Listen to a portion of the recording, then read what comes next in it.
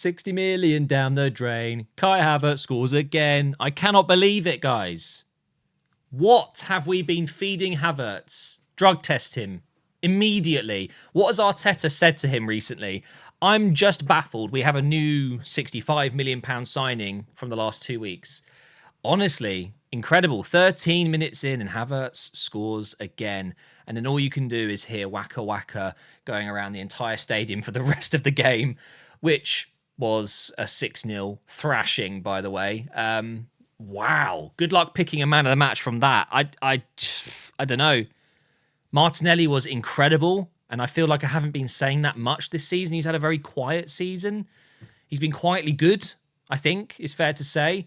Jesus got the best score here on FOTMob, but honestly, Saka was just as impressive, and Havertz had a very good game. Rice, as always, putting in his usual 7, 8 out of 10. Erdegaard was back to his best day. Tomiyasu at right back. My God, it's going to be difficult for Ben White to get back in now. Saliba, Gabriel, Zinchenko, Raya. Brilliant. And I was so pleased to see some subs at halftime. For those of you who haven't seen or didn't watch the game or saw the result, whatever, it was 5-0 at halftime, which is a new record, by the way, for an English club, I believe. I've got a tweet about it. But at halftime, 5-0 up, I'm thinking, okay, we've got Wolves on the weekend. Let's just let's make some changes, shall we? And that is exactly what happens. Zinchenko and Tomiyasu, who will both start, I'm sure, on Saturday against Wolves. And then just a little bit later, Saka came off. He was getting kicked as usual. Very, very happy that we've been able to actually batter a team, because it does feel like this season, I've said it multiple times, that we're not really kicking into that second, third gear and actually putting teams to the sword, actually really going for it.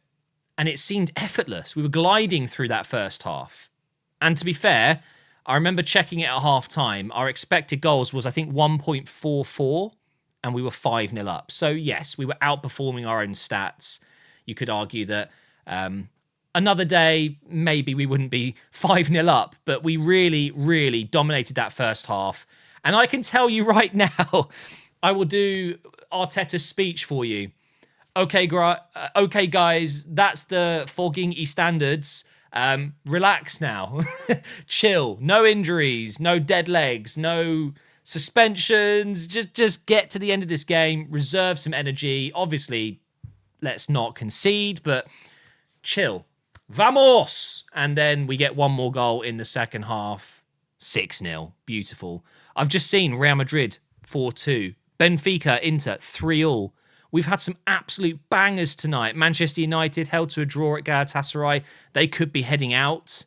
Yesterday was brilliant. The Champions League, honestly. I love the Premier League. Don't get me wrong. I love the Premier League. But as an Arsenal fan, I'll touch on this later.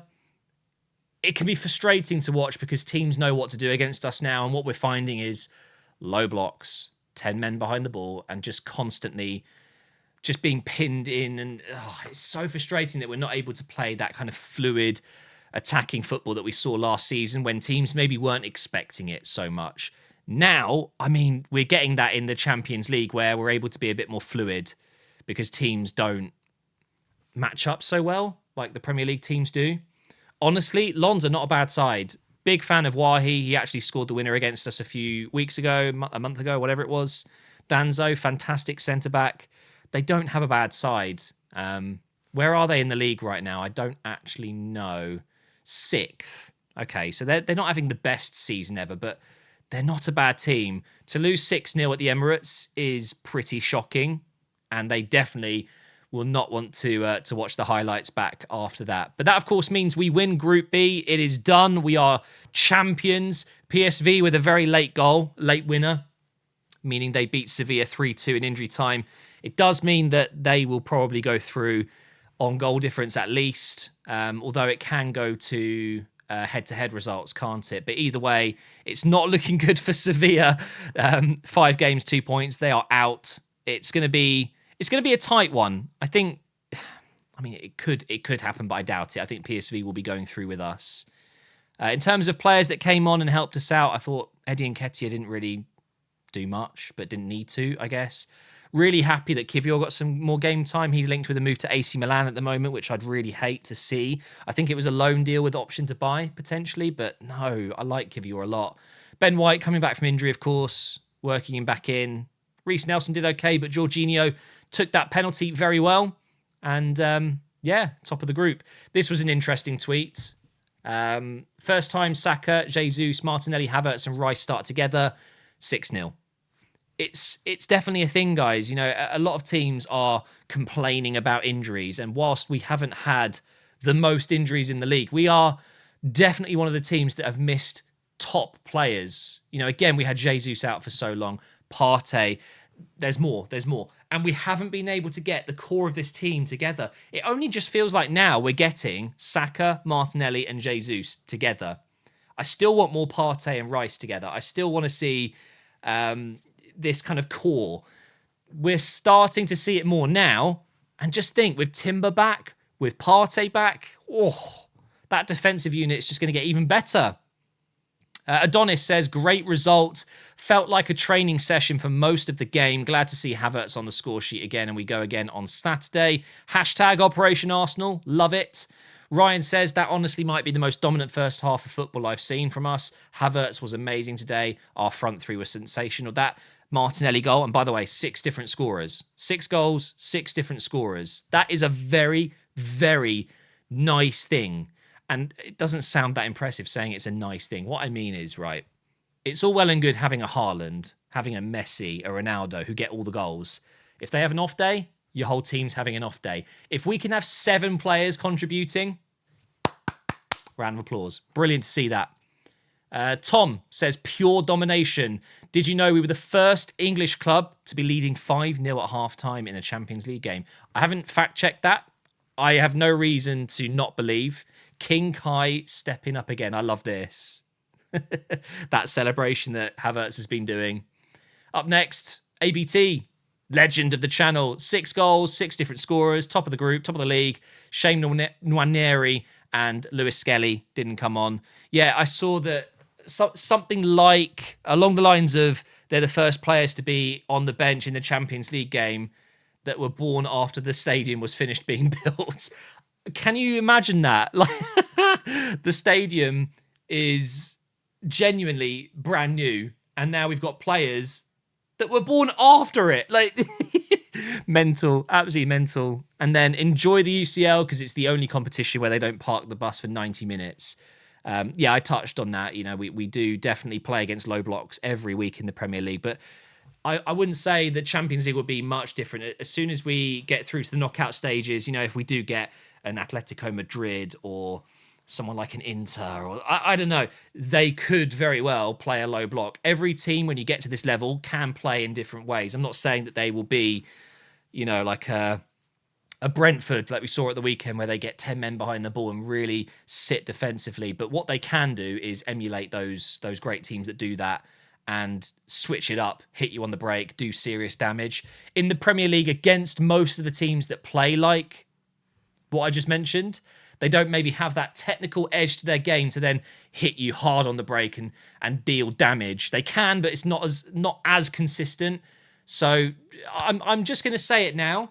It's very possible that this will be our biggest win of the Champions League this season, and I'm going to be here to enjoy it. I will go to bed a very happy man tonight. 6-0. Beautiful. 5 goals in that first half. I think if I had to pick a man of the match, it's so difficult. I feel like it could be Martinelli, Saka. Tomiyasu was brilliant, but only played one half. Ødegaard was very good. I loved how he gave the penalty to Jorginho. Do I have to pick one? Do you know what? I'm giving it to Martinelli because he has had, like I said, a bit of a quieter season. I'm not saying it's necessarily a bad season. I don't think he's reached the levels that we saw last season, but we haven't seen that with the majority of the squad. And to step in today and do that, very, very good. I would have liked to have seen Trossard again, but clearly either being rested for Saturday or maybe he picked up a little knock in training. I don't know. We do need to talk about Rice and that consistency. We can have a look here at his ratings. Is it player profile we want? I mean, it is actually quite scary. So he doesn't have bad games. He literally doesn't have bad games. So the start of the competitive season, 6.5, 7.6, 6.9. I'll round it up now, okay? 8, 8, 7, 7, 8, 7, 6. Okay, so the Tottenham game, he didn't play great. Came off at half-time or came on in the second half, maybe. I can't quite remember. 7, 8, 8, 7, 8. What is that? Almost a 9 against Sevilla. 8, 6 or 7, depending on which way you want to round it up. I don't think he was great against his old team, West Ham. 7, 8, 7. Malta with England, North Macedonia. 8 tonight, 7. I mean, he's just so consistently good, and it's a breath of fresh air. I feel like we genuinely have found the core of our midfield. I genuinely mean this. I think he's going to be an Arsenal legend. He will be our captain, and he will go on to win. I mean, would it be crazy of me to say that he will win everything at this club? In the next 5 years, are Arsenal going to win the Champions League? I wouldn't say it's impossible. It's unlikely, but it's possible for sure. What's stopping us? A couple of signings. I think if we bring in a top-level striker and a few backup players in different positions, I still think maybe we will need to improve in midfield further. But honestly, I think we're a striker away from being quite something special, guys. Can we win the league, though? Not yet. Thanks for watching, guys, and I will see you next time.